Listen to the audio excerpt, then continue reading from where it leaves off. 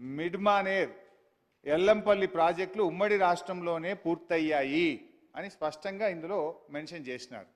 But the fact is Mid Manair project అనేటువంటిది అధ్యక్ష, నేను ఆ రోజు 2014లో నీటిపారుదల శాఖ మంత్రిగా పదవీ బాధ్యతలు చేపట్టిన నాటికి మిడ్మానేర్లో 2014లో నేను పదవీ బాధ్యతలు చేపట్టే నాటికి మిడ్మానేర్లో జరిగిన వాల్యూ ఆఫ్ వర్క్స్ 106 కోట్లు.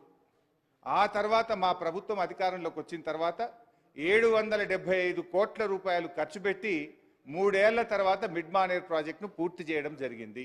అంటే ఇంత పచ్చిగా సత్యదూరమైనటువంటి విషయాలను మా ప్రభుత్వంలో పూర్తి చేశారని చెప్పారు. This is false number 1.